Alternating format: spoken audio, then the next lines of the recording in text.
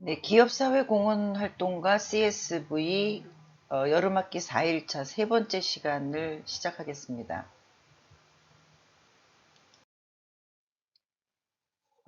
이번 시간에는 우리가 그동안 이제 기업사회공헌의 그 분야도 살펴봤고, 규모도 살펴봤고요. 또 지난 시간에는 이제 기업사회공헌에 대해서 국민들은 어떤 생각을 갖고 있는지, 또 이해관계자들은 어떻게 생각하는지, 어떤 기대를 하는지, 이런 것들에 대한 이제 분석 내용을 봤습니다. 오늘은 기업사회공헌에 대한 분야와 유형을 살펴보고요. 또 이제 궁극적으로 기업 사회공헌 활동에 제안하는 프로그램은 어떻게 개발하는 게 좋은지 이런 것들에 대한 것을 이제 알아보도록 하겠습니다. 먼저 이제 기업의 그 사회공헌의 활동 분야인데요.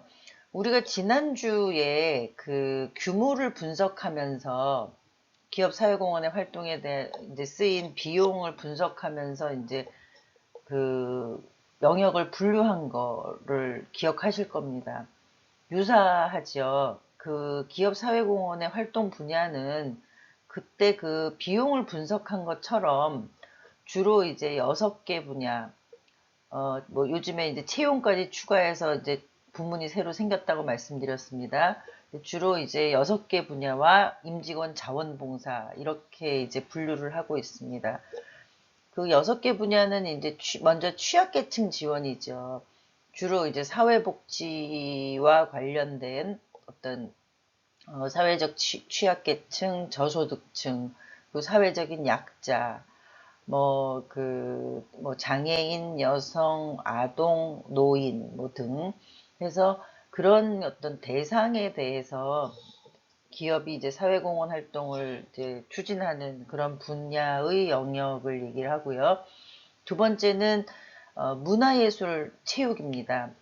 그러니까 기업 사회공헌 활동을 하면서 문화예술을 진작하거나 문화예술의 그 관람의 기회, 문화를 향유하는 기회가 비교적 그 적은 그런 계층에게 문화예술을 향유할 수 있는 기회를 제공하고요. 또 이제 체육 분야에 대한 지원이 있죠. 문화예술 같은 경우는 이제 주로 기업들이 운영하는 갤러리들이 많이 여러분들 주변에서 보실 수 있을 겁니다. 그런 갤러리 운영에 관련된 것도 이제 기업의 사회공헌 활동의 일환이라고 볼 수가 있고요. 또 공연을 후원한다든가 또 공연의 그 관람객으로 어떤 취약계층이나 소외계층들을 초청한다거나 뭐 이런 그 활동들 또 이제 그 문화예술과 관련된 어떤 그 적성이나 그 능력이 있음에도 불구하고 어떤 환경 때문에 그런 그 능력을 개발하지 못하는 그런 영재들, 그러니까 뭐 음악의 악기를 뭐 그 대여해 준다던가 음악 활동이나 뭐 미술 활동을 하는데 그런 어떤 교육비를 지원한다던가 이런 형태로 문화예술에 관련된 사회공헌 활동을 많이 하고 있습니다. 우리가 이제 또 기업이 하는 문화예술에 관련된 이제 사회공헌 활동을 특별히 이제 메세나라고 해서 그 한국 메세나 협의회가 있습니다. 그래서 거기에서 문화예술과 관련한 사회공헌 활동만 또 이제 그 취합을 해가지고 분석을 하고 또 그 메세나 활동을 격려하는 그런 어떤 그 움직임도 있습니다. 체육 분야 같은 경우는 그 지난 시간에 얘기했듯이 아마추어 체육 부문에 대한 거죠. 그러니까 체육인을 양성하거나 체육 인재를 양성하거나 또 체육과 관련된 스포츠 진작을 위한 어떤 활동, 스포츠 관람에 대한 거, 그리고 아마추어 부문에 대한 어떤 그 경기력 향상을 위해서 지원하는 것들. 뭐 우리가 이제 아마추어 같은 경우는 뭐 육상 같은 경우도 아마추어 스포츠에 해당이 되고요. 또 배드민턴, 뭐 우리가 이제 뭐 그 흔히 이제 우리가 프로라고 하는 여러분들이 잘 아시는 프로 야구, 프로 농구, 프로 배구 뭐 이런 것들을 제외하고는 대부분이 아마추어 스포츠의 분야에 들어간다고 볼 수 있습니다. 그리고 거기에다가 이제 뭐 그 스키라든가 겨울 체육 이런 부분들 대부분이 이제 아마추어 체육 분야에 들어가고요.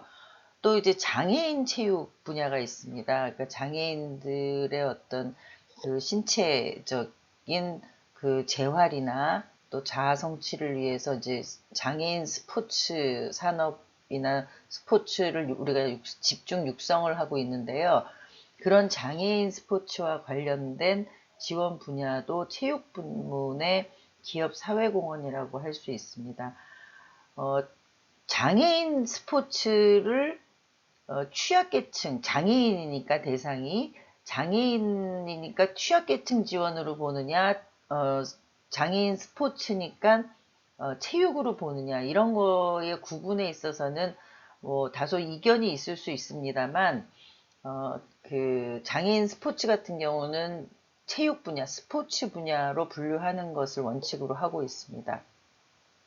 그리고 이제 교육, 학교, 학술 부문이 있습니다. 뭐 여러분들 잘 아시는 장학금이죠. 우리나라에서도 기업 재단 중에 가장 먼저 생긴 것이 장학재단입니다. 그러니까 그 형편이 어려워서 학업을 그 지속하기 어려운 대상들한테 이제 장학금을 줘서 이제 학업을 이제 독려하는 그런 어떤 사업이 대표적인데요. 우리나라의 장학재단이 굉장히 많고요. 또 장학금을 지원하는 어떤 기업들도 많이 있습니다. 근데 이제 요즘에는 이제 국가장학금이 이제 확대가 됐기 때문에 대학생 같은 경우는 기존의 기업이 지원하는 장학금도 이제 뭐 일부 있겠습니다만 여러 가지 형태의 국가장학금을 포함해서 그런 장학금의 제도들을 많이 활용하고 있죠.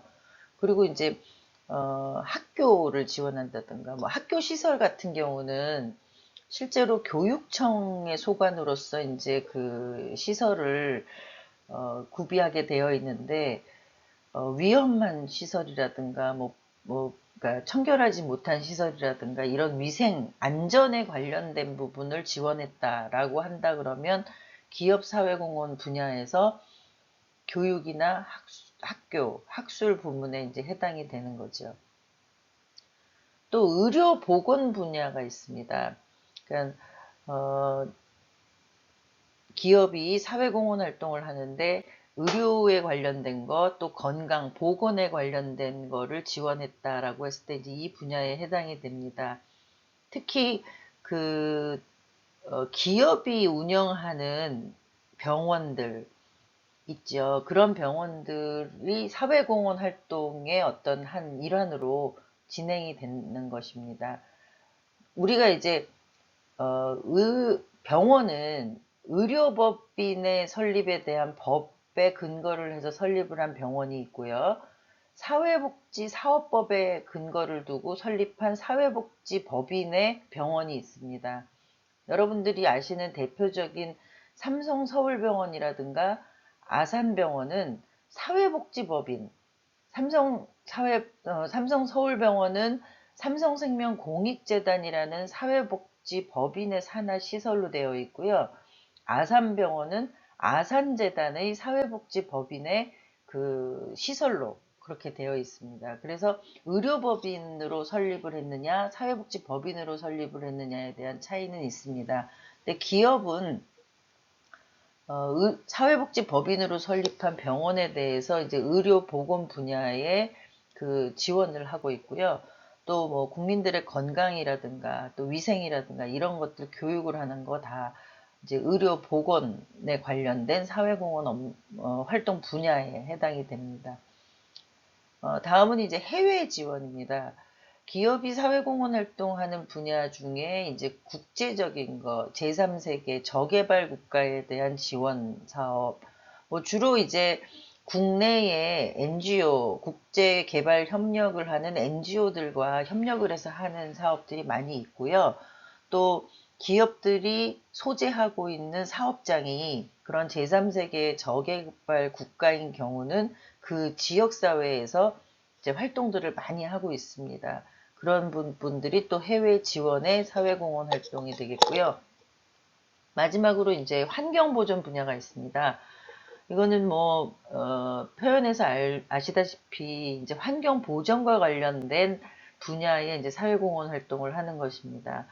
미세먼지에 대한 이제 관심과 위험도가 높아지면서 미세먼지 측정에 관련된 거라든가 미세먼지 방지에 관련된 거. 그러니까 어떤 기업은 미세먼지가 중국에서부터 황사가 또 미세먼지가 중국에서부터 날아오지 못하도록 중국의 그 내몽골 지역에 나무를 심는 사회공헌 활동을 하는 그런 기업들도 있습니다.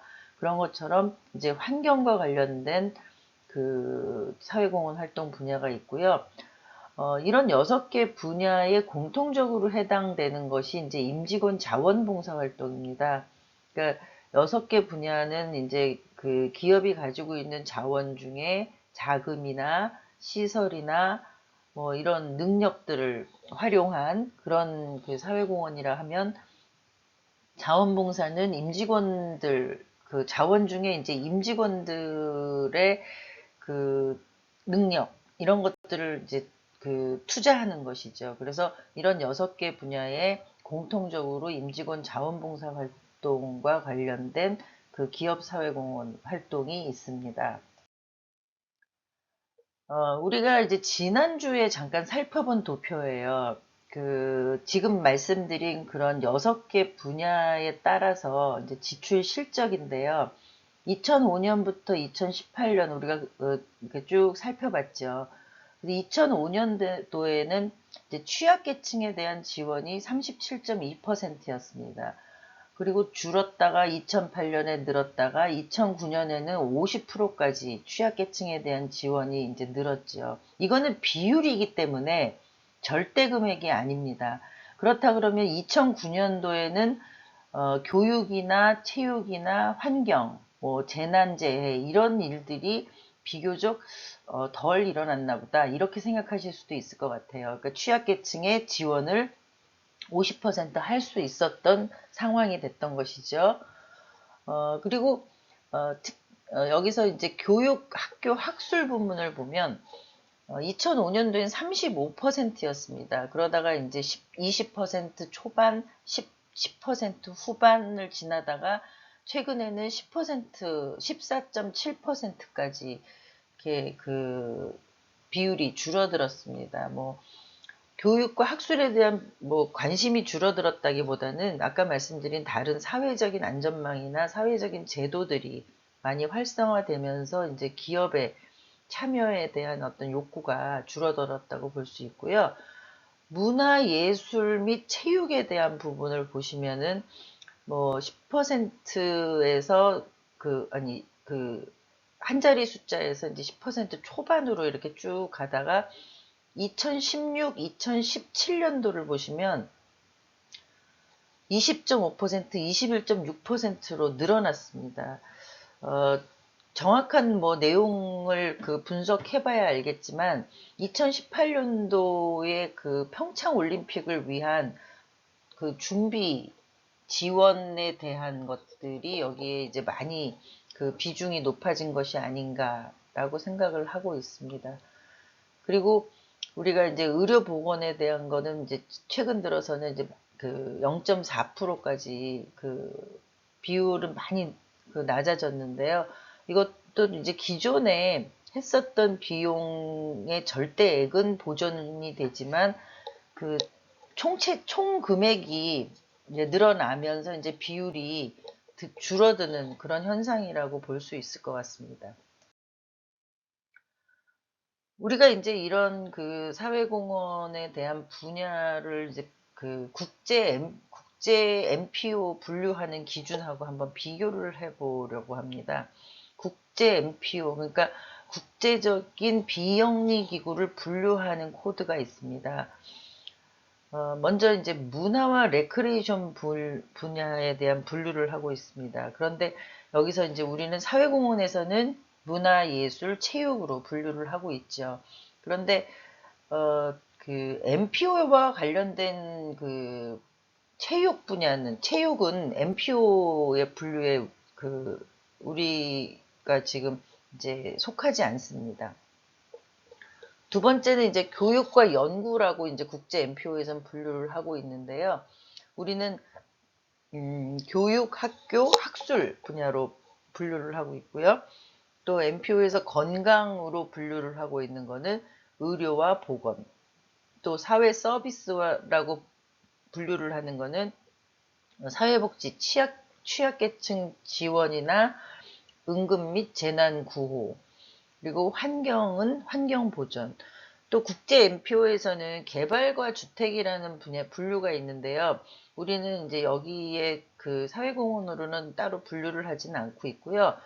뭐 임직원 자원봉사 활동으로 헤비타트 운동에 참여한다던가 뭐 이런 그 활동들은 그 이어지고 있습니다. 일곱 번째는 이제 법이나 지지, 정치에 대한 분류가 있습니다. 그런데 우리 그 기업 사회공헌 분류에서는 이제 이런 세부적인 분류는 하지 않고요. 임직원 자원봉사단 중에 전문봉사단으로서 법률 서비스를 하는 법률 전문봉사단을 운영한다던가 이런 활동으로 이제 그 내부적으로 그 활동을 실시를 하고 있고요.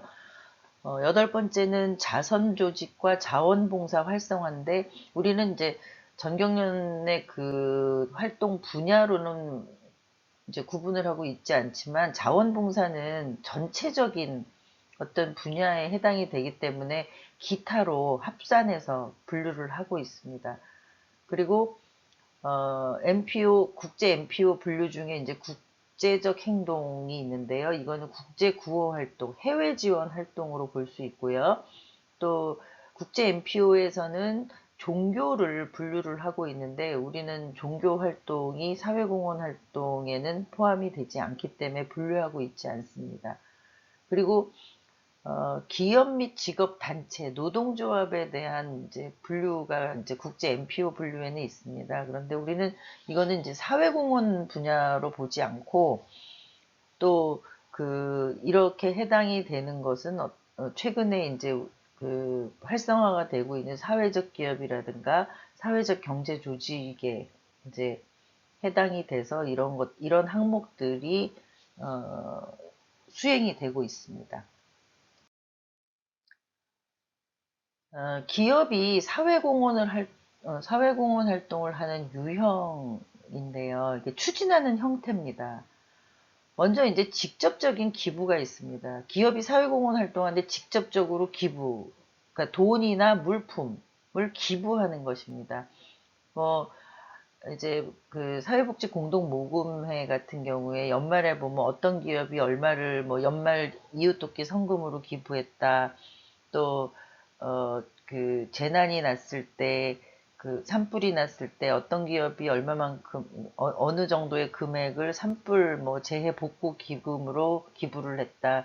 이번에 이제 코로나 같은 경우도 코로나19의 그 긴급 지원을 위해서 어떤 기업이 기부를 했다. 이런 뉴스들을 여러분들이 많이 보셨을 겁니다. 우리가 이제 그 기업들이 이제 그 재원, 돈으로 직접 기부하는 그런 형태의 사회공헌 활동. 그러니까 주로 이제 재난 같은 경우는 재해구호협회라고 이제 우리 그 조직이 있습니다. 거기에 이제 많이 기부를 하는 것도 보실 수 있을 것 같고요.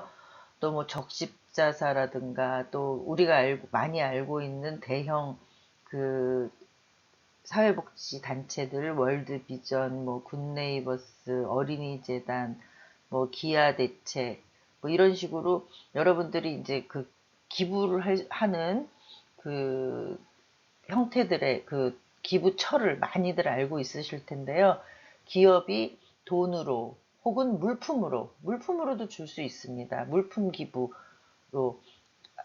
직접적인 기부를 하는 유형입니다.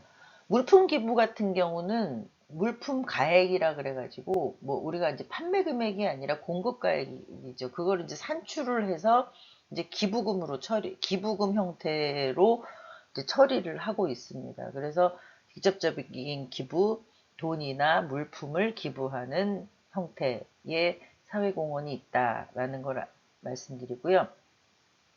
두 번째는 기업이 직접 운영하는 사회공헌 프로그램이 있습니다. 그러니까 기업의 이름을 걸고 직접 그 프로그램을 개발해서 우리가 지금 쭉 얘기를 한 사회와 관련된 사회 변화나 발전과 관련된 그런 프로그램을 기획해서 수행하는 방법입니다.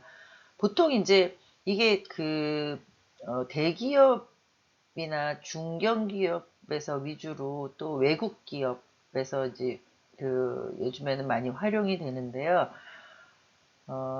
보통 이제 그 전문 팀을 가지고 있죠. 그 뭐 사회봉사를 전문으로 하는 그런 조직을 가지고 있는 데에서 그런 능력을 갖고 이제 프로그램을 기획해서 직접적으로 수행을 합니다.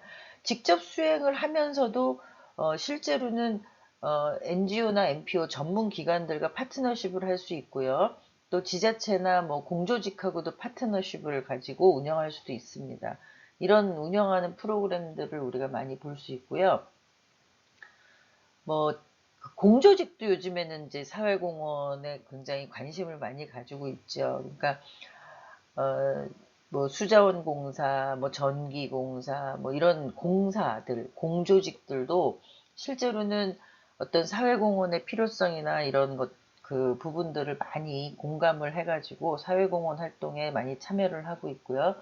중소기업들은 이제 테마를 가지고 연합해서 하는 사회공헌 활동들을 이제 많이 하고 있습니다. 그래서 중소기업들은 각각의 그 기업들이 하나의 프로그램을 운영하는 능력이 이렇게 용이하지 않기 때문에 그런 프로그램들을 어, 개발을 해가지고 그 플랫폼으로 하는 거죠. 그래서 같이 이제 운영하는 그런 형태로 진행을 하고 있습니다. 세 번째는 기업이 출연한 재단을 통해서 이제 수행을 하는 방법인데요. 뭐 기업 안에 이제 재단이 있습니다. 기업재단이라 그러죠. 뭐 무슨 뭐 복지재단, 무슨 뭐 장학재단 이런 식으로 해서 그 각 기업들이 어, 재단들을 많이 가지고 있습니다. 기업의 돈을 이제 기본 자산으로 출연해서 목적 사업을 수행하는 것이죠. 그런 재단들이 이제 그 사회공헌 형태. 아까 앞에서 말씀드린 대로 예를 들어서 의료에 관련된 사회공헌 활동, 사회복지법인 아산재단이나 삼성생명 공익재단이 그 수행을 한다고 했잖아요. 그런 재단들이 다 기업이 출연한 그 기금을 가지고 목적 사업, 의료 사업이라는 목적 사업을 수행하는 사회공헌 활동의 형태가 되는 것입니다. 뭐 장학재단들도 많이 있고요. 또 뭐 복지재단도 있고, 또 공익재단들도 있고, 그러니까 기업 이름이 붙은 재단들, 여러분들이 이제 주변에서 많이 접할 수 있을 것 같습니다. 네 번째는 NPO와 연계된 사회공헌 활동입니다. 우리가 이제 그 CRM이라고 하는데요.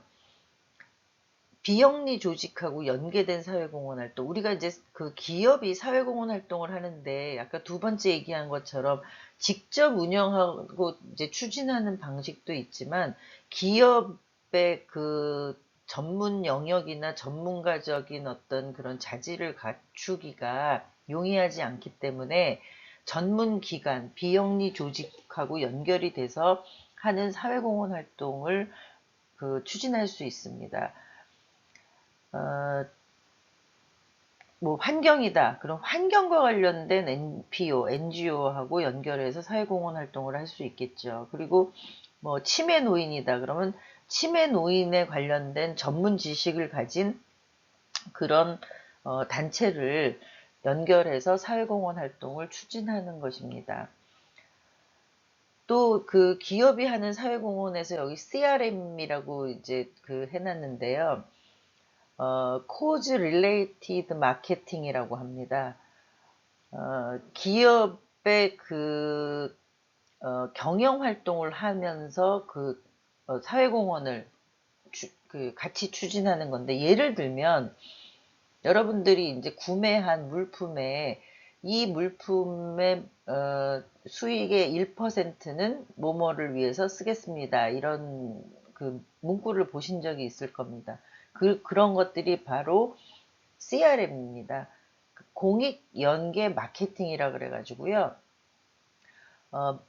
수익 사업을 하는 어떤 기업으로서의 기본적인 업을 수행하지만 공익을 연계해서 하는 사업을 통해 가지고 그 제품을, 생산품을 구매할 수 있도록 마케팅을 한다는 뜻이죠.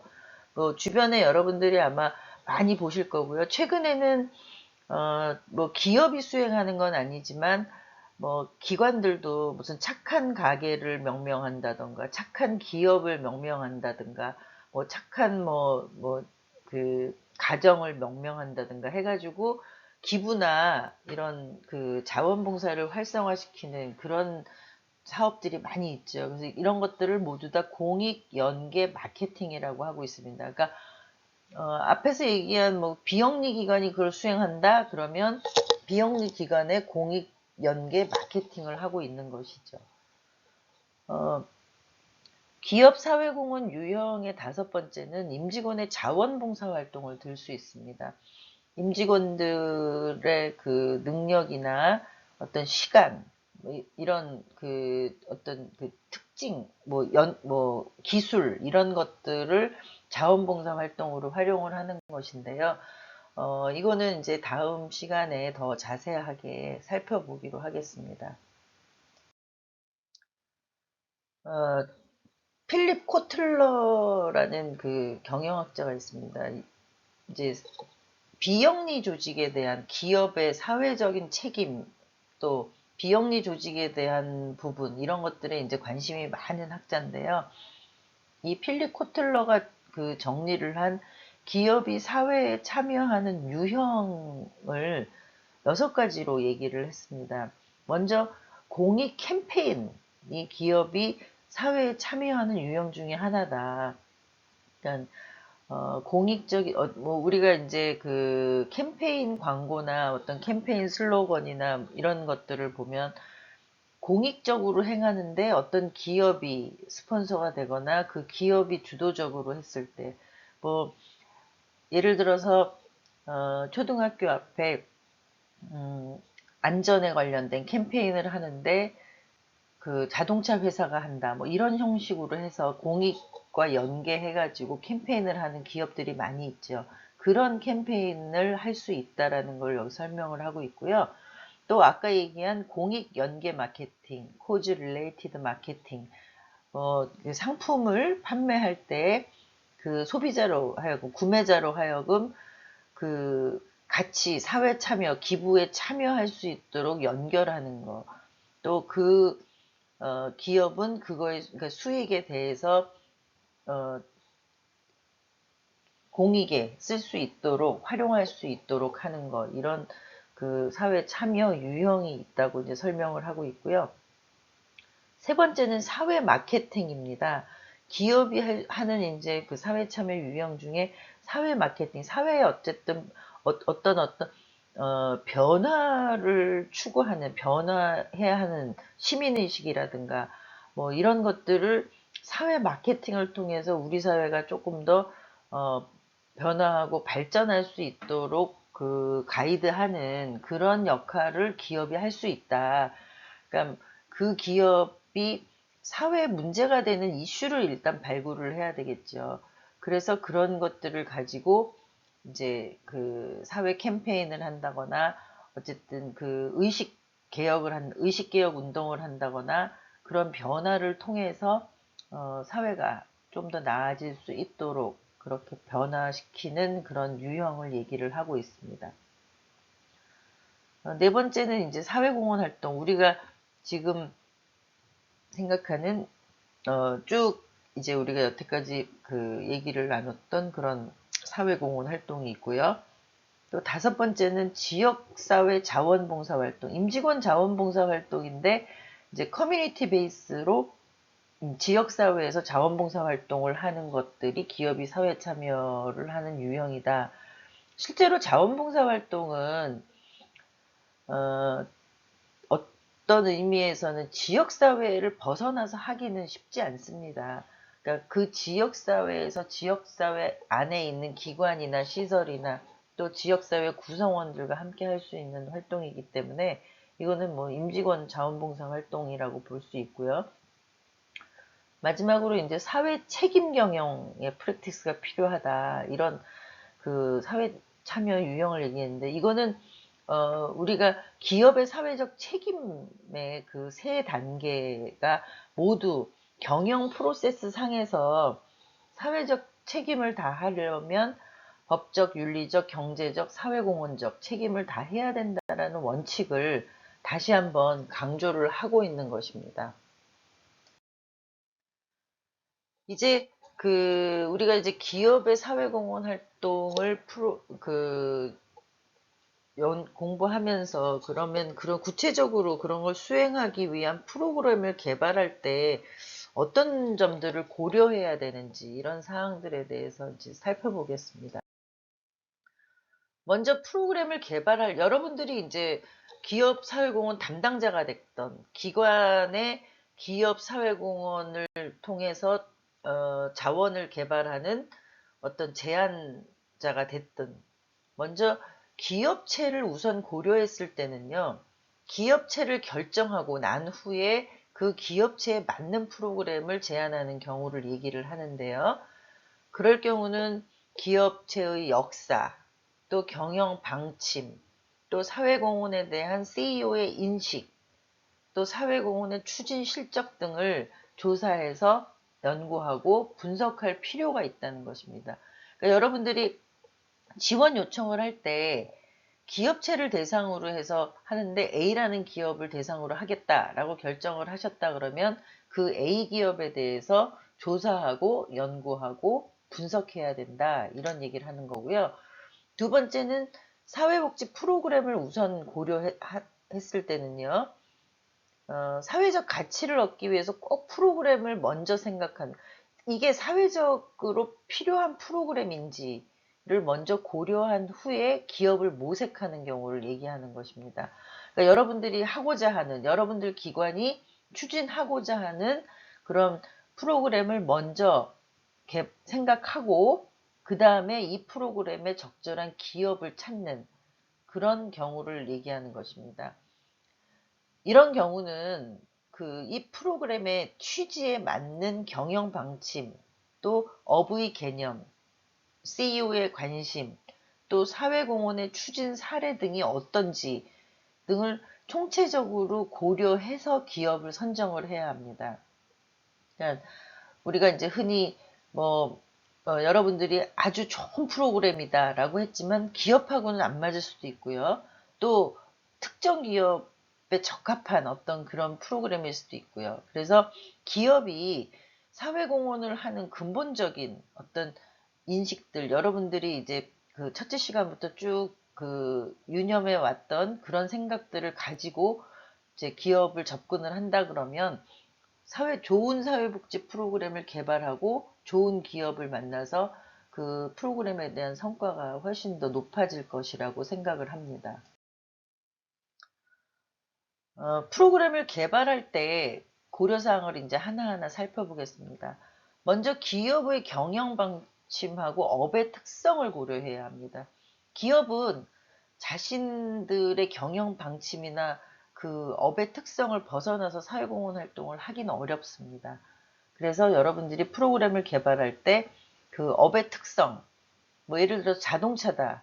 그러면 움직일 수 있는 지체장애인인 경우 움직이기 어려운 사람들을 움직이게 해주는 그런 프로그램을 개발한다던가 뭐 CJ다. 그러면 식료품하고 관련된 프로그램을 제안한다던가 또 삼성 같은 경우 뭐 인재 양성에 대해 관심이 많으니까 인재 육성 프로그램을 제안한다거나 하나는 메세나에 문화에 관련된 그런 사업들이 집중적으로 관심이 많으니 메세나에 대한 것들을 한다거나, 뭐 삼성생명이다 그러면 그 고령화 사회에서 노인들에 관련된 어떤 그 건강하게 그 오래 살 수 있는 그런 어떤 그 뭐에 관심이 있는 기업인 만큼 노인과 관련된 어떤 사업을 제안한다던가 뭐 이런 부분들이 이제 해당이 되겠죠.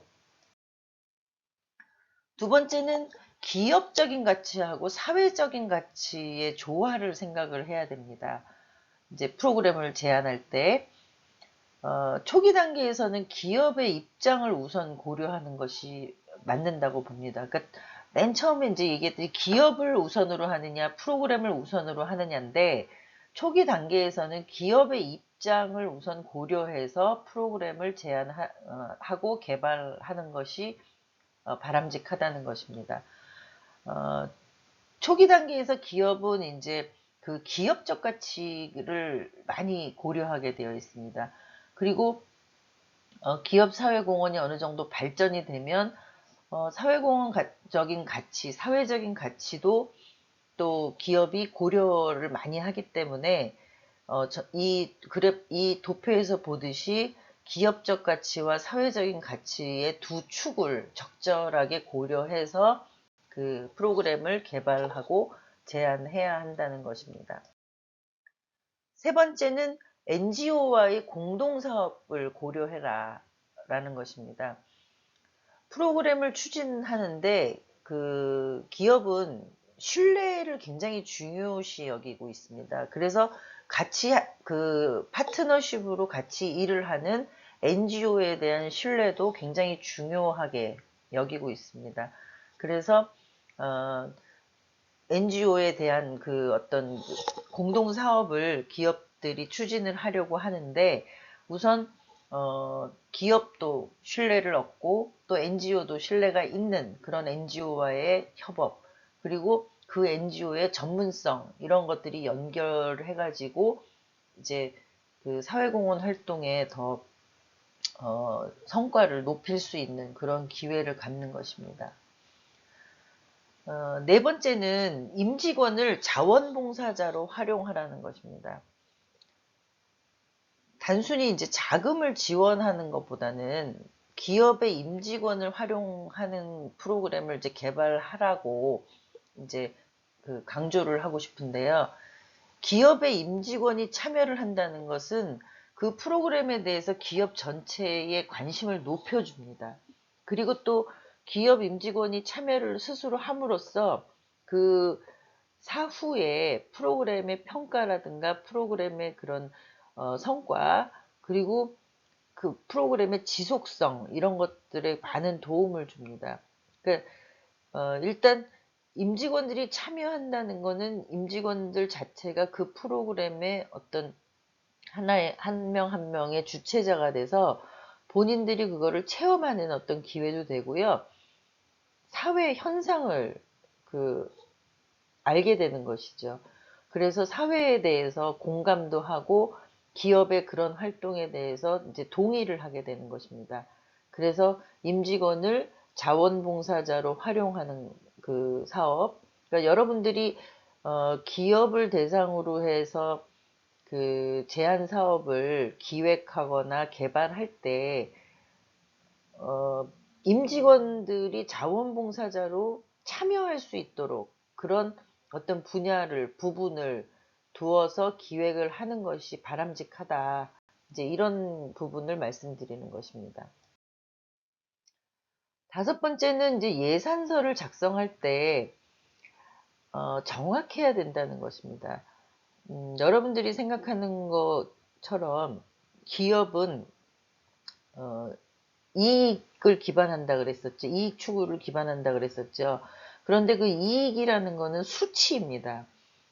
그러니까 1원의 이익을 받느냐, 2원의 이익을 받느냐 이런 정확성과 기업 내에서의 경영활동이라는 거는 수치로 표현이 되고 수치로 그 성과를 나타나게 되어 있습니다. 우리가 보통 이제 그 프로그램을 개발하거나 제안서를 만들 때 예산서를 만듭니다. 그런데 그 예산서는 현실적인 항목으로 작성이 돼야 되겠죠. 그리고 계산 근거가 아주 구체적이어야 됩니다. 몇 명이 몇 회를 해서 단가가 어떻게 되는지.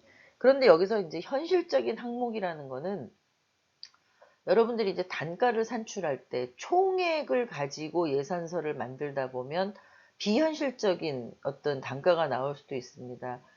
그러니까 구체적으로 말씀드리면 예를 들어서 어, 단팥빵을 이제 그 간식으로 주려고 하는데 단팥빵이 하나에 1,000원이다. 그런데 예산상으로는 뭐 150원씩밖에 안 돌아간다 해서 150원이라는 단가를 썼을 때는 비현실적인 항목이 되는 것입니다. 150원으로는 단팥빵을 구매할 수 없는 것이죠. 물론 여러분들이 이제 그 지역에 있는 제과점하고 협의를 해서 제과점에서 뭐 물품 기부를 받았다든가 이런 형태로 그 충당은 할 수 있겠습니다만 예산서 상에서 봤을 때 예산서는 제3자가 봐도 현실적인 항목으로 구성이 돼야 된다는 것입니다. 뭐 왕복 교통비, 버스 대절비가 그 보통 뭐 50만 원 정도가 이제 시중에 그 시가인데 예산이 많으니까 이걸 150만 원으로 책정한다. 그러면 이제 허위 예산이 되는 것이죠. 그래서 예산서는 분명히 현실적이고 타당한 그런 항목으로 작성을 해야 되고요. 계산 근거를 분명히 밝혀야 됩니다. 그리고 기업이 두 번째는 이제 기업이 사회공헌에 투자하려는 예산 규모가 어느 정도 되는지를 파악을 해야 되겠죠. 기업이 뭐 100만 원 정도를 쓰려고 그러는데 예산서는 500만 원짜리를 예산서를 했다 그러면 그 사업의 수행이 불가능하다는 거를 얘기하고 있는 것이잖아요.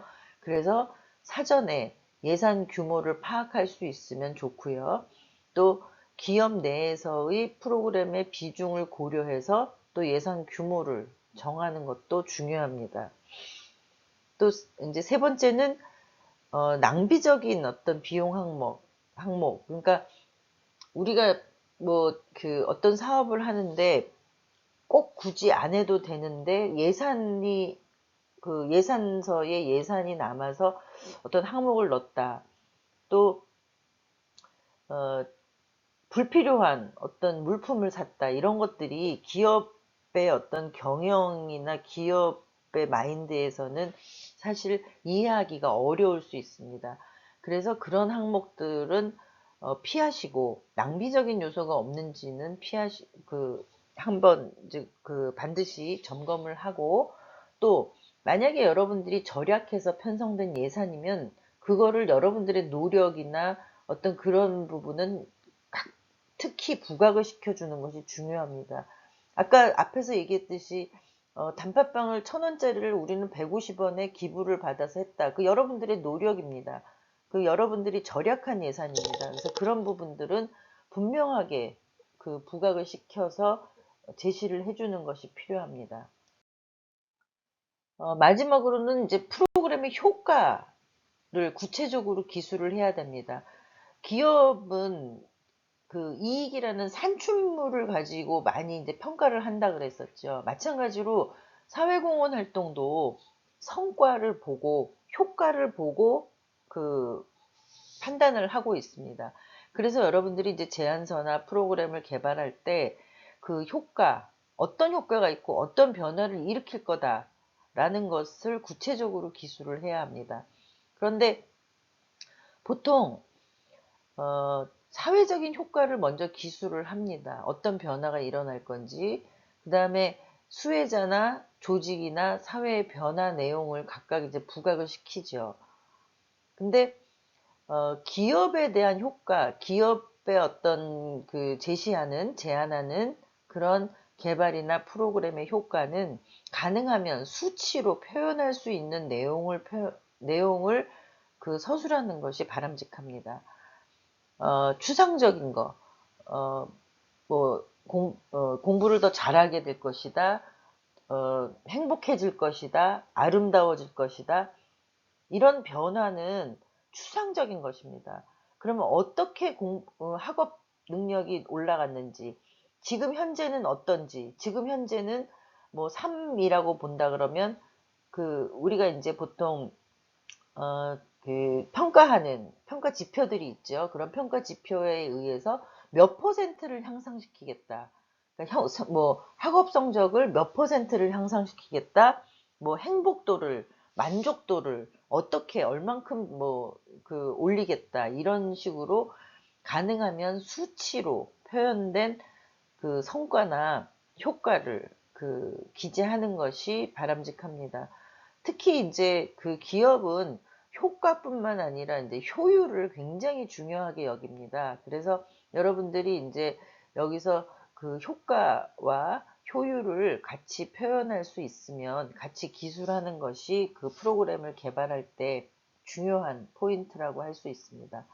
그리고 기업의 매출 증대, 기업 이미지 제고, 종업원들의 변화 등 기업의 입장에서 실질적인 효과를 제시를 해야 됩니다. 아까 이제 사업을 통한 클라이언트, 수혜자의 변화도 추상적이면 안 된다고 했었지만, 기업은 그럼 어떤 이득이 있는지, 이 사업을 통해서 기업은 어떤 변화가 있는지, 또 어떻게 기업의 이미지가 올라갈 수 있는지, 이런 것들을 구체적이고 실질적인 어떤 효과, 내지는 사례들을 들어서 제안서나 개발의 기획에 담는 것이 중요합니다. 이게 사회복지 영역에서 일을 하시는, 또 이런 어떤 기업과 관련된 일을 하시는 분들을 보면 수치에 대한 부분이 이제 다소는 좀 미흡합니다. 그래서 여러분들이 모든 어떤 생활에서 수치화시키는 훈련, 그리고 그거를 내가 지금 현재 1인데 그 다음에 2로 단계를 올리겠다든가 뭐 이런 어떤 객관적인 지표, 이런 것들을 훈련하는 것이 굉장히 중요합니다. 기업은 수치의 변화에 대해서 중요하게 여기고 민감하다는 것을 강조합니다. 여기서 이제 여기까지 우리가 이제 프로그램을 개발할 때 고려해야 되거나 유의해야 될 사항들을 살펴봤습니다. 다음 시간부터는 3일간에 걸쳐서 기업 사회공헌 사례를 살펴보는 시간을 갖도록 하겠습니다. 앞으로 3일 동안 매일 여러분들은 우수 사례 1개, 개선 사례 1개 해서 모두 6개의 사례를 선정해서 중간평가의 준비를 해주시면 됩니다. 여러분들이 기업 사회공헌 사례를 살펴보면서 유익한 시간이 되시기를 바라면서요. 4일차 수업을 마무리하겠습니다. 감사합니다.